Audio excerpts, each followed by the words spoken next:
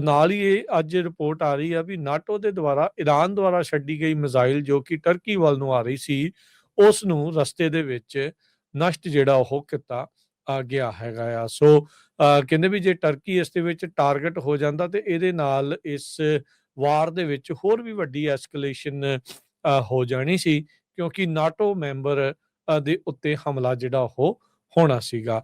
ਸੋ Israel ਦੇ defence minister ਜਿਹੜੇ ਉਹਦਾ ਨਾਮ ਵੀ ਇਜ਼ਰਾਈਲ ਕੈਟਸ ਆ, ਉਹਨਾਂ ਨੇ ਕਿਹਾ ਵੀ ਜਿਹੜਾ ਵੀ ਕੋਈ ਨਵਾਂ ਈਰਾਨ ਦਾ ਸੁਪਰੀਮ ਲੀਡਰ ਸਿਲੈਕਟ ਕੀਤਾ ਜਾਊਗਾ, ਉਸ ਦੀ ਵੀ ਅਸੀਂ ਐਲੀਮੀਨੇਸ਼ਨ ਜਿਹੜੀ ਉਹ ਕਰਾਂਗੇ।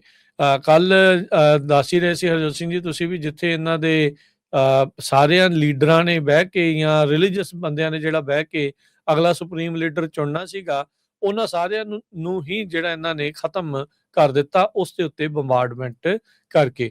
ਸੋ ਇੱਥੋਂ ਇਹ ਪਤਾ ਲੱਗਦਾ ਵੀ ਇਹਨਾਂ ਦੇ ਕੋਲ ਅਮਰੀਕਾ ਤੇ ਇਜ਼ਰਾਈਲ ਦੇ ਕੋਲ ਅਜੇ ਵੀ ਬਹੁਤ ਜ਼ਿਆਦਾ ਜਿਹੜੀ ਇਨਸਾਈਡ ਅੰਦਰਲੀ ਜਿਹੜੀ ਸੂਹ ਜਿਹੜੀ ਉਹ ਹੈਗੀ ਆ, ਜਿਸ ਕਰਕੇ ਇਹਨਾਂ ਨੂੰ ਇੱਕ ਹਿਸਾਬ ਦੇ ਨਾਲ ਸਾਹ ਲੈਣ ਦਾ ਵੀ ਈਰਾਨ ਵਾਲਿਆਂ ਨੂੰ ਮੌਕਾ ਨਹੀਂ ਮਿਲ ਰਿਹਾ ਹੈਗਾ। ਈਰਾਨ ਦੀ ਇਸਲਾਮਿਕ ਰੈਵੋਲੂਸ਼ਨਰੀ ਗਾਰਡ ਕਾਰਪਸ ਤੇ ਇੰਟਰਨਲ ਸਿਕਿਉਰਿਟੀ ਫੋਰਸ ਜਿਹੜੀਆਂ ਕਮਾਂਡ ਆ, ਉਹਨਾਂ ਦੇ ਉੱਤੇ ਲਗਾਤਾਰ ਹਮਲੇ ਹੋ ਰਹੇ ਆ। ਪੀਟ ਹੈਗਸੈਟ ਨੇ ਕਿਹਾ ਵੀ ਆਉਣ ਵਾਲੇ ਸਮੇਂ ਦੇ ਵਿੱਚ ਜਿਹੜੇ ਹੋਰ ਵੀ ਬੰਬ ਜਿਹੜੇ ਉਹ ਸੁੱਟੇ ਜਾਣਗੇ ਇਹਨਾਂ ਸਾਰਿਆਂ ਨੂੰ ਖਤਮ ਕਰਨ ਦੇ ਲਈ। ਉਧਰ ਇਜ਼ਰਾਈਲ ਤੇ ਲੈਬਨਾਨ ਦੇ ਵਿੱਚ ਵੀ ਜਿਹੜੀ ਅਟੈਕਸ ਆ ਉਹ ਐਸਕਲੇਟ ਹੋ ਗਏ ਆ। ਲੈਬਨਾਨ ਦੇ ਵਿੱਚੋਂ ਹਿਜ਼ਬੁੱਲਾ ਜੋ ਕਿ ਇਜ਼ਰਾਈਲ ਦੇ ਬਾਰਡਰ ਦੇ ਨਜ਼ਦੀਕ ਆ, ਉੱਥੇ ਜਿਹੜਾ ਹਰਜੋਤ ਸਿੰਘ ਜੀ ਇੱਕ ਦੂਜੇ ਦੇ ਉੱਤੇ ਹਮਲੇ ਜਿਹੜੇ ਉਹ ਹੋ ਰਹੇ ਆ। ਨਾਲ ਹੀ ਇਹ ਅੱਜ ਰਿਪੋਰਟ ਆ ਰਹੀ ਆ ਵੀ ਨਾਟੋ ਦੇ ਦੁਆਰਾ ਈਰਾਨ ਦੁਆਰਾ ਛੱਡੀ ਗਈ ਮਿਜ਼ਾਈਲ ਜੋ ਕਿ ਟਰਕੀ ਵੱਲ ਨੂੰ ਆ ਰਹੀ ਸੀ, ਉਸ ਨੂੰ ਰਸਤੇ ਦੇ ਵਿੱਚ ਨਸ਼ਟ ਜਿਹੜਾ ਉਹ ਕੀਤਾ ਗਿਆ ਹੈਗਾ ਆ। ਸੋ ਕਹਿੰਦੇ ਵੀ ਜੇ ਟਰਕੀ ਇਸ ਦੇ ਵਿੱਚ ਟਾਰਗੇਟ ਹੋ ਜਾਂਦਾ ਤੇ ਇਹਦੇ ਨਾਲ ਇਸ ਵਾਰ ਦੇ ਵਿੱਚ ਹੋਰ ਵੀ ਵੱਡੀ ਐਸਕੇਲੇਸ਼ਨ ਹੋ ਜਾਣੀ ਸੀ, ਕਿਉਂਕਿ ਨਾਟੋ ਮੈਂਬਰ ਦੇ ਉੱਤੇ ਹਮਲਾ ਜਿਹੜਾ ਉਹ ਹੋਣਾ ਸੀਗਾ।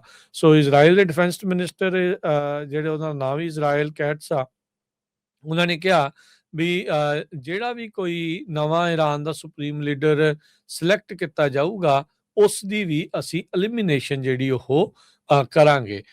ਕੱਲ ਦੱਸ ਹੀ ਰਹੇ ਸੀ ਹਰਜੋਤ ਸਿੰਘ ਜੀ ਤੁਸੀਂ ਵੀ, ਜਿੱਥੇ ਇਹਨਾਂ ਦੇ ਸਾਰਿਆਂ ਲੀਡਰਾਂ ਨੇ ਬਹਿ ਕੇ ਜਾਂ ਰਿਲੀਜੀਅਸ ਬੰਦਿਆਂ ਨੇ ਜਿਹੜਾ ਬਹਿ ਕੇ ਅਗਲਾ ਸੁਪਰੀਮ ਲੀਡਰ ਚੁਣਨਾ ਸੀਗਾ, ਉਹਨਾਂ ਸਾਰਿਆਂ ਨੂੰ ਹੀ ਜਿਹੜਾ ਇਹਨਾਂ ਨੇ ਖਤਮ ਕਰ ਦਿੱਤਾ ਉਸ ਦੇ ਉੱਤੇ ਬੰਬਾਰਡਮੈਂਟ ਕਰਕੇ।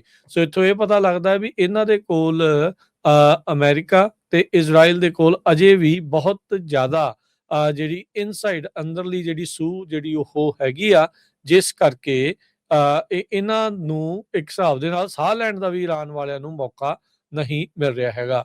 ਈਰਾਨ ਦੀ ਇਸਲਾਮਿਕ ਰੈਵੋਲੂਸ਼ਨਰੀ ਗਾਰਡ ਕਾਰਪਸ ਤੇ ਇੰਟਰਨਲ ਸਿਕਿਉਰਿਟੀ ਫੋਰਸ ਜਿਹੜੀਆਂ ਕਮਾਂਡ ਆ, ਉਹਨਾਂ ਦੇ ਉੱਤੇ ਲਗਾਤਾਰ ਹਮਲੇ ਹੋ ਰਹੇ ਆ।